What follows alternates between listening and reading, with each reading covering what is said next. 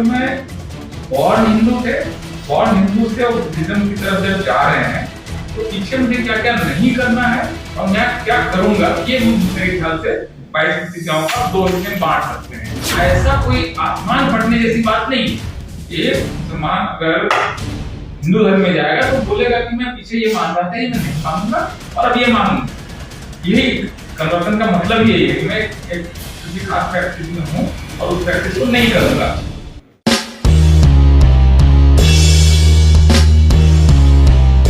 एक धर्म से मैं दूसरे धर्म में जा रहा हूँ, जो आजादी मुझे भारत का संविधान देता है, जो आपको जो आई थिंक चैप्टर 3 में हमें ये आजादी हमें मिली हुई है कि हम इस तरह के अपने लिबर्टीज को एक्सरसाइज कर सकते हैं।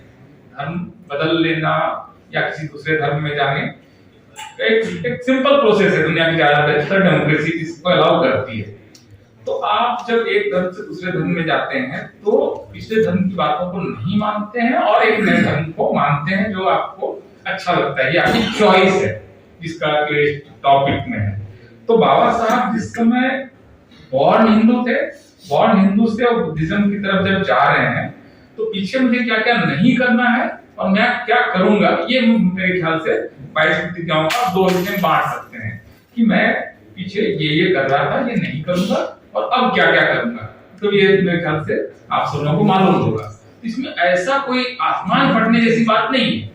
एक मुसलमान अगर हिंदू धर्म में जाएगा तो बोलेगा कि मैं पीछे ये मान रहा था, ये मैं नहीं मानूंगा और अब ये मानूंगा। यही कन्वर्सन का मतलब यही है कि मैं एक किसी खास प्रैक्टिस में हूँ और उस प्रैक्टिस को नहीं करूंगा।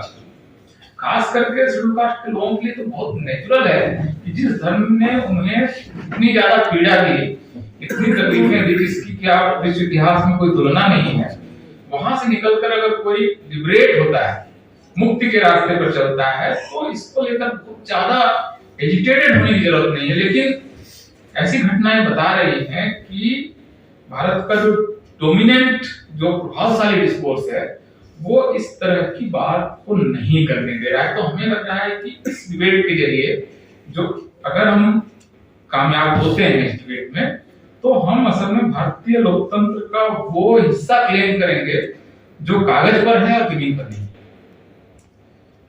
एक्चुअली वो अधिकार में मिला हुआ है, लेकिन जब हम उसका एक्सरसाइज करने जा रहे हैं तो आप देख रहे हैं कितना हंगामा हो रहा है।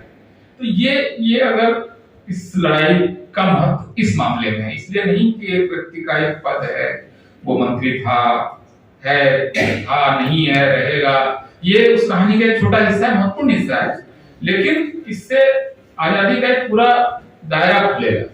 तो मैं इसको बहुत गंभीरता से इस मामले को हम सब लोग, आप सब लोगों की भी नजर है क्या हो रहा है, क्योंकि ये अपने आप में कितनी चिंता की बात है कि एक व्यक्ति जिस पर अभी तक एफआईआर दर्ज नहीं हुई है वो पॉलिटिकल सिचुएशन में दबाव वगैरह क्या रहा होगा किसी को नहीं मालूम, अंदर की अंदर कथाएं हम सब लोगों को नहीं पता होती हैं, जानने की जरूरत भी नहीं है, लेकिन अल्टीमेट रिजल्ट ये है कि उनको मंत्री नहीं रहने की स्थिति आई। तो आप सिर्फ 22 प्रतिज्ञाएं जो भारत सरकार छापती है, भंते जी ने बहुत सही बताया, वॉल्यूम 17 22 प्रतिज्ञाएं उसमें है, इंग्लिश में भारत सरकार ने छापी है, सोशल जस्टिस मिनिस्ट्री ने छापी है, महाराष्ट्र गवर्नमेंट ने छापी है। हिंदी में वॉल्यूम 40 में पूरी की पूरी 22 प्रतिज्ञाएं लिखी गई हैं जो भारत सरकार के सोशल जस्टिस मिनिस्ट्री ने छापी है। उसको केंद्रीय मंत्री थावरचंद गहलोत जो थे उन्होंने उसकी भूमिका लिखी है, उसको भारत सरकार रिलीज करती है, लाखों की संख्या में छापती है और बेचती है। उन 22 प्रतिज्ञाओं को बोलना राजनीति की दुनिया में या व्यवहारिक दुनिया में अपराध की तरह देखा गया, ये अपने आप में चिंता का विषय है।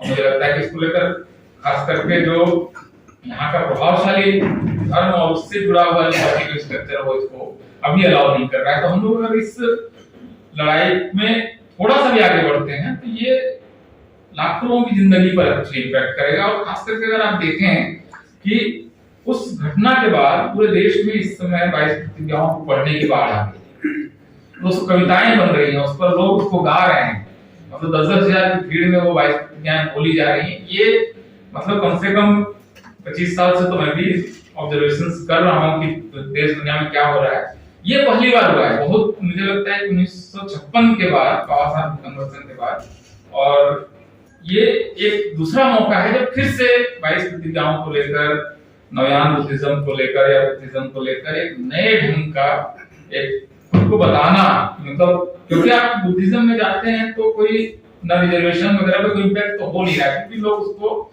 नहीं बता रहे थे, अब वो बताना शुरू हो रहा है, तो इम्पोर्टेंट है। और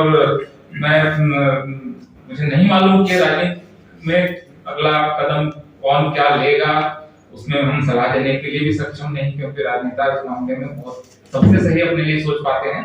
लेकिन हमारी पूरी तरह से मंगल कामनाएं रहेंगी। अभी तक में जी ने जितना कर दिया वही अपने आप में इतना भारी है, इतना बड़ा इतिहास है।